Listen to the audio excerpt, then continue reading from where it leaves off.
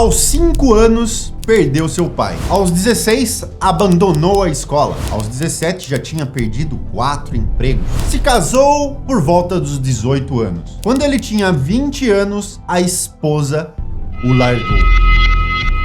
Em seguida, ele se tornou cozinheiro em um pequeno café. Anos se passam, só mais tarde, aos 65 anos, é que tudo começa a mudar. Você certamente já deve ter ouvido aquela frase, nunca é tarde para começar. Pois é, o coronel Harland Sanders, de Kentucky, nos Estados Unidos, levou esse ditado bem a sério. Hoje eu quero te contar a história por trás do KFC, a marca que fez com que o seu fundador se tornasse bilionário aos 88 anos. E olha, não é dessas histórias bonitas e românticas. Talvez esteja mais próximo da sua realidade de vida do que você mesmo pode imaginar. Coronel Sanders nasceu no dia 9 de setembro de 1890, no estado americano do Indiana. O Kentucky ainda vai entrar na vida dele mais tarde, espera só um pouquinho aí. Ele era o mais velho entre 3 irmãos, uma família tradicionalmente americana.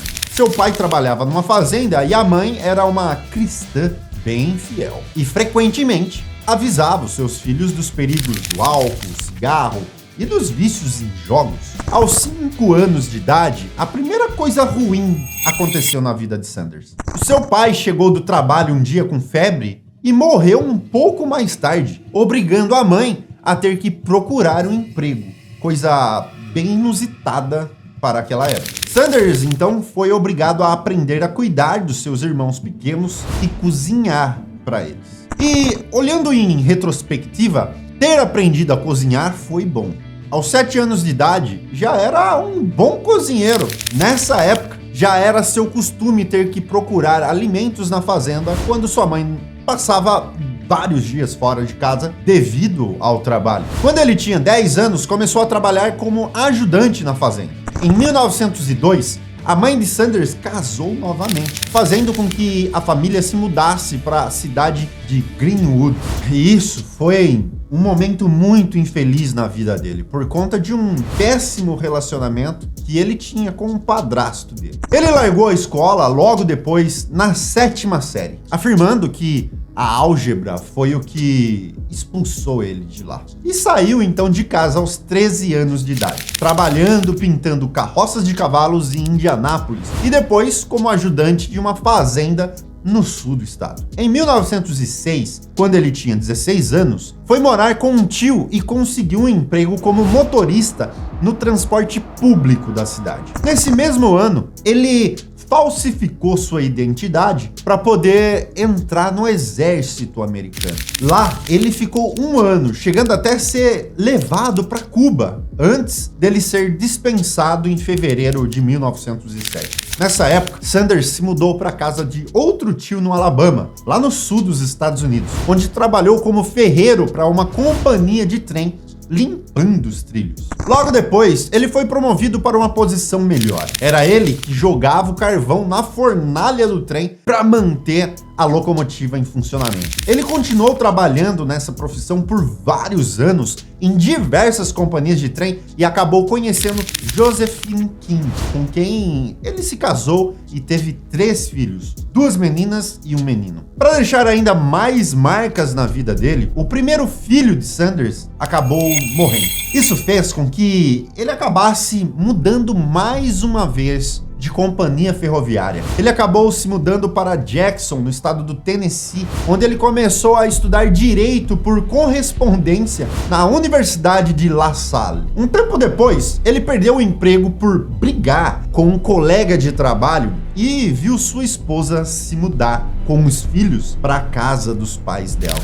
E então, ele começou a praticar a advocacia em Little Rock, e começou a ganhar dinheiro suficiente para que a sua família pudesse se mudar de volta para morar com ele. E novamente, a infelicidade o atingiu em cheio. A sua breve carreira como advogado terminou após ele brigar de novo, fisicamente, com um cliente dentro da corte. E aí ele teve que se mudar para casa da mãe dele em Henryville e voltou a trabalhar para companhias ferroviárias. Em 1916, ele conseguiu se mudar para Jeffersonville, onde ele iria trabalhar como vendedor de seguro de vida na Prudential Life Insurance Company. Mas pouco tempo depois ele foi demitido por insubordinação e mudou-se para Louisville, onde ele foi trabalhar de vendedor. Perceba que essa pode ser a história de qualquer pessoa no mundo, cheia de altos e baixos, até agora muito mais baixos,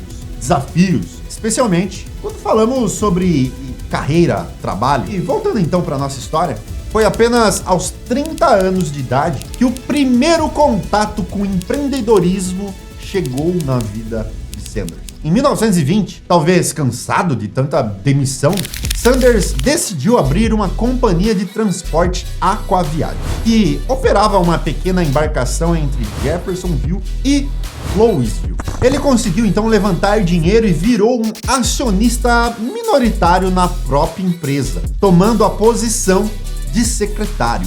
A companhia foi um sucesso e ele logo aceitou um emprego na Câmara do Comércio de Columbia, na Indiana. Porém, ele abandonou o cargo apenas um ano depois, ao admitir que ele não era muito bom nesse emprego. Então ele vendeu as ações na companhia de transporte, recebendo cerca de $22 mil, o que era um bom dinheiro para aquela época. E então, com esse dinheiro, ele resolveu abrir uma empresa para produzir lâmpadas de acetileno. E essa empresa quebrou após um concorrente lançar uma lâmpada elétrica. E novamente, ele se mudou e foi para Winchester, no Kentucky, para trabalhar na fábrica de pneus da Michelin. E em 1924, a empresa fechou a fábrica e ele, mais uma vez, foi demitido. Mas, opa, eu disse que ele chegaria em Kentucky, o lugar onde tudo mudaria. Ele já passou por várias cidades, como você viu por aqui. Toda vez que algo não dava certo em um lugar, ele ia tentar tudo de novo em outro. E olha, depois da demissão na fábrica da Michelin, ele encontrou um executivo da Standard Oil de Kentucky que o sugeriu abrir um posto de gasolina. Sanders topou sem pensar duas vezes. E, para sua surpresa, ele foi muito bem, começou a ter sucesso. Até que, mais uma vez, precisou fechar o posto em 1930 por conta da Grande Depressão. Não porque ele tinha depressão, não. Grande Depressão é o nome que foi dado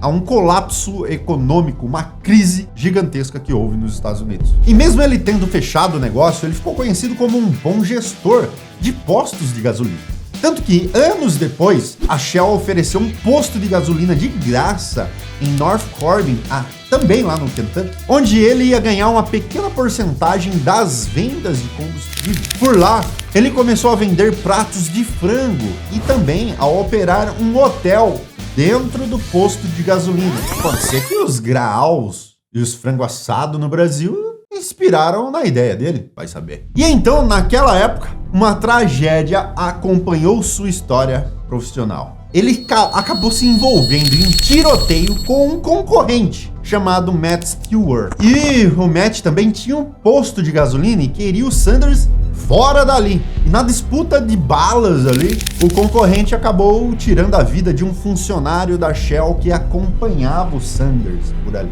E é claro, ele foi condenado. E isso abriu portas para o Sanders, já que agora ele não tinha mais concorrente. Em 1935, ele foi comissionado como coronel no estado do Kentucky. Sim, é por isso que a gente chama e conhece ele de coronel até hoje.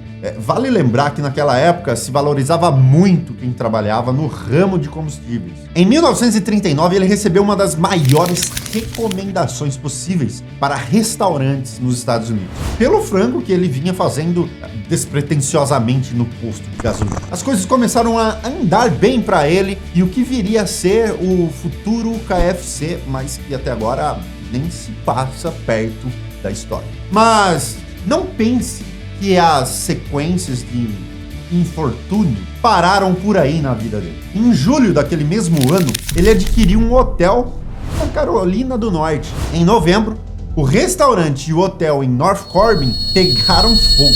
E ele refez tudo como um restaurante para 140 pessoas. Com o restaurante aberto, um desafio surgia. Ele já tinha sido recomendado lá atrás como um bom restaurante de posto de gasolina. O que poderia fazer então para seu negócio alimentício bombar de vez? E a resposta? Uma fórmula secreta.